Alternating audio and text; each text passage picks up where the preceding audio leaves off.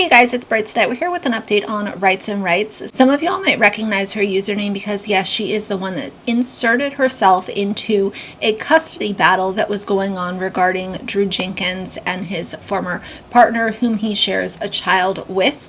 She put herself right in the middle of it. She called herself an advocate, and there's been a ton of questions, a lot of confusion and concern regarding her role, the money that she was raising, and kind of everything about her, to be quite honest. I will link my other video about this down below, but she has returned with a just over 8-minute video and had a whole lot to say, and it is defending Steph, which I find appalling. So I'm making the choice to react to it with y'all so we can talk about it. If you're interested, please keep watching.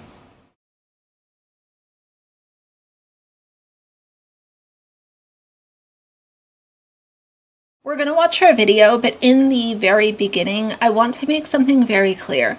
I don't believe that being a DV or SA victim is an excuse or a reason to inflict trauma and pain upon your children. I don't think that's fair. I can't side with being a bad parent because of your history. I think that's extremely unfair to your children. So I wanted to drop that in the start, but before I babble for hours, let's watch her video.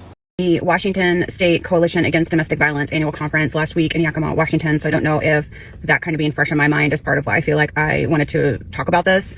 So Cursed Eye had that hour-long video come out last week about Stephanie's husband. I had talked about him a little bit before. I guess I didn't realize that people weren't aware. She did include some information I was not aware of. I mean, a lot of the filings and such are public information, so that was pretty easy to just quickly see in Odyssey, but she was able to request the actual declaration, so we were able to hear about those. But I don't know that she spelled out anything real shocking that I didn't already know.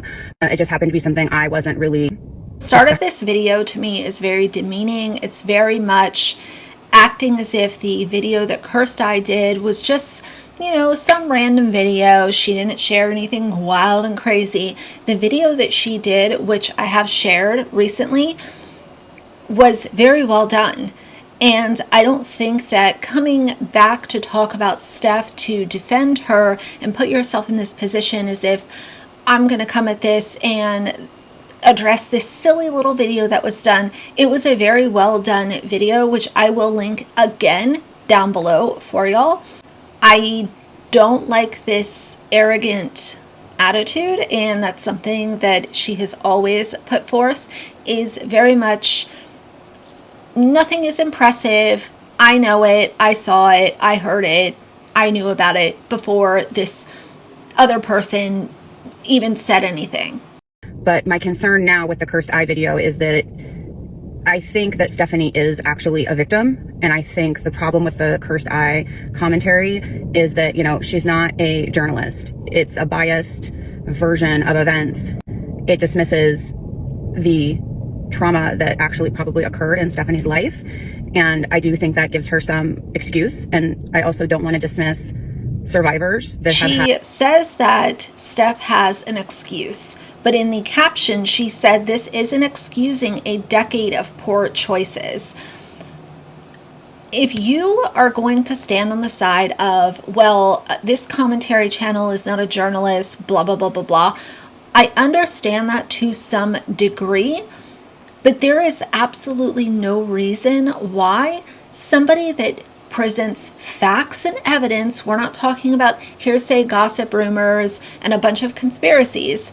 If a content creator is delivering that and backing up what they are discussing, I don't think that it's fair to say, well, they're not a journalist.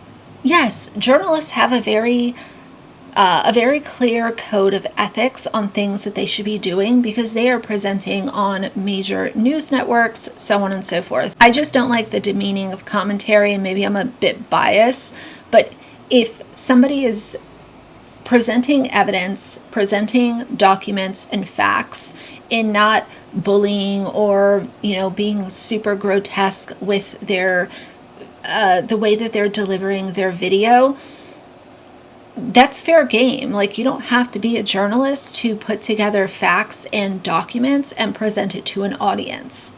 Had similar situations, because even though there is a culture happening to really be against what Stephanie's doing. And by the way, I also want to add, if we're going to talk about so-and-so is not a journalist, blah, blah, blah, then, okay, neither are you. And you have talked about the resilient Jenkins and their children and the things that have been going on with their children on your platform. You're not a journalist. So if you're going by your own rules, then to me, that says that nobody should take your, content for anything, because you're not a journalist. Commentary channels that play by the rules do not need to be journalists to have their content appreciated, viewed, and, applauded at times. And to be clear, I don't think she is winning any parenting awards. I mean, I, like most people, are concerned about the kids and what is happening in their life and the decisions that Stephanie makes. But I also think it's important to acknowledge she's got a trauma background, most likely, that is impacting some of her decisions. So I think also people need to understand that there were the declarations from the divorce proceedings, which were really interesting to read. But for people who aren't aware, a declaration is literally, like, the root of the word is declare, right? So people are making a statement. She always acts as if people don't know common vocabulary, trying to act as if she's the smartest person in the room. Again, like I said, it's very demeaning. It's very much, I know more than you. I'm smarter than you. Let me explain it in, kid terms to all of you fools that are watching this video, because I know more than all of y'all. Under the penalty of perjury. So you're not supposed to lie, but people do all the time, obviously. I see it all the time. Most people don't get in trouble for perjury in, like, the family court system. It just makes you, mostly what I see is people will lie, perjure themselves, and then they're just sort of discredited, and they become the person who cried wolf, and then they just aren't trusted. The way those declarations were presented was that one version were true and the other version was not.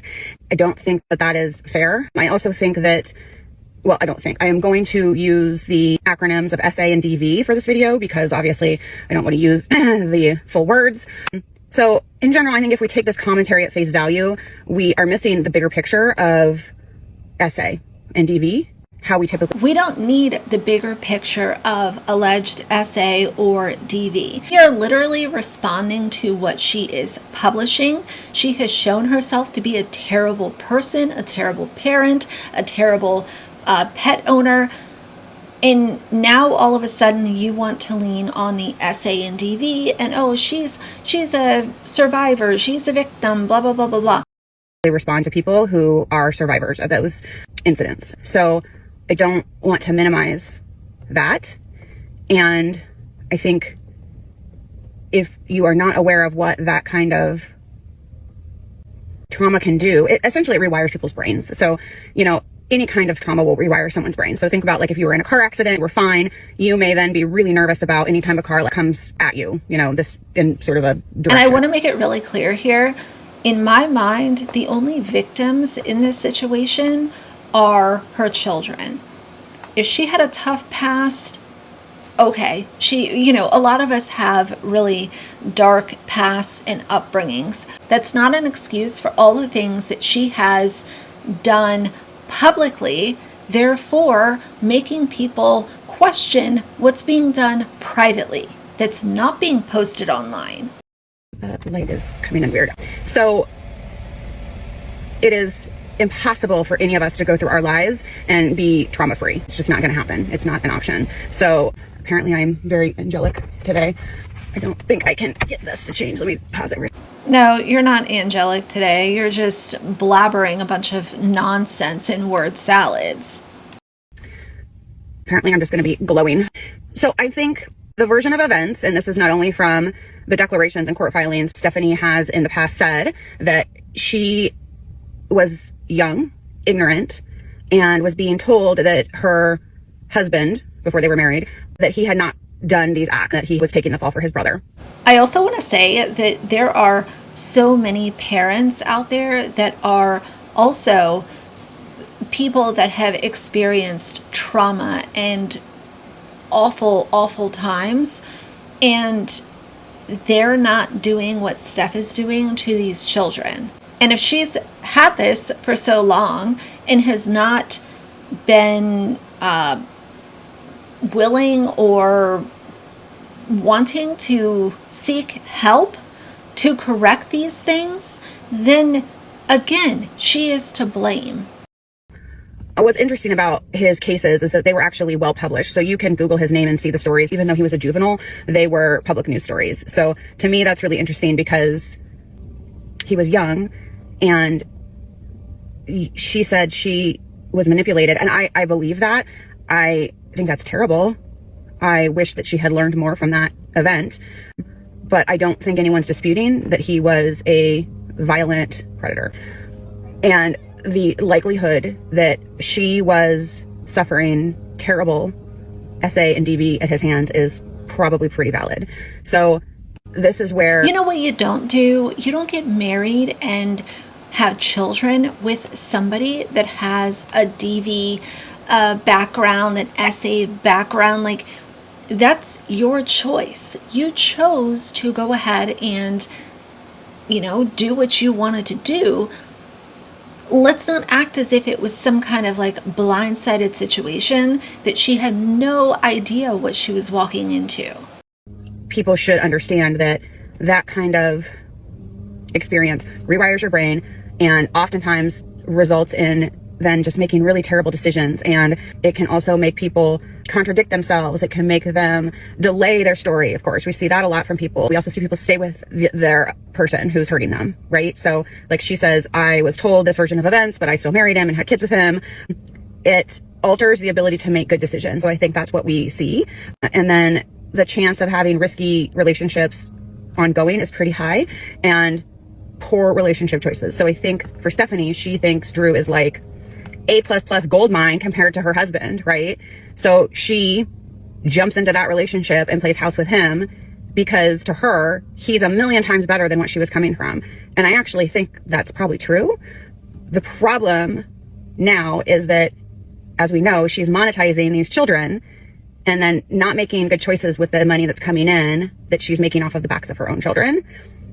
And that's where the problem comes in. So there is a nuance where she's a survivor, but that doesn't erase all of her responsibility to be a good parent, make good decisions going forward. So she's not taking opportunities to stabilize her life, and that's a problem.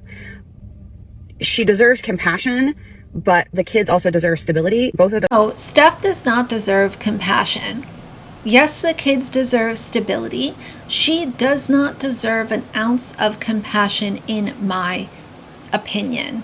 I think that's a wild thing to even have come out of your mouth, knowing the depth and dark levels that she has posted for all of us to consume. And you're still going to come away and say that she deserves compassion? Things can exist at the same time. So she is, there's no perfect victim. That's a myth. So I don't love this whole... Let's also address the fact that people like Ruby Franke, who was, sent to prison because of what she did to her kids, she could have had trauma. Are you also saying that Ruby Franke deserves compassion and some kind of, excuse? Is claiming that you have a history of SA or DV an excuse to treat your children poorly? Because based on this video, that's what I'm gathering. Why has she not divorced this predator? And why does her story contradict itself sometimes? Why did she marry him? Why did she stay with him? Why did CPS have to threaten potentially? I mean, I don't think that's unlikely, but I haven't heard. I don't think Stephanie's actually said that is what happened. So there's bias happening in this video, and bias normally, it wouldn't bother me, but I just think we need to be a little more careful because regardless of how... Yes, okay, we can address the trauma, and we can also address the fact that she is a terrible, despicable, untrustworthy, diabolical parent in person, and, as always, pet owner, because she is all of those things, and it checks the box every single time of she's terrible, no matter what the category is.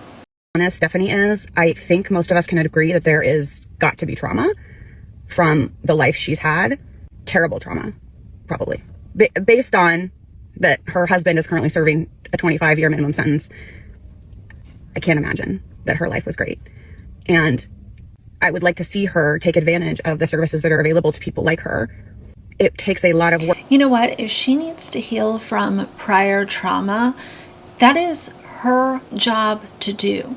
She, as a parent and as a human being, should look at the situation and say, you know what?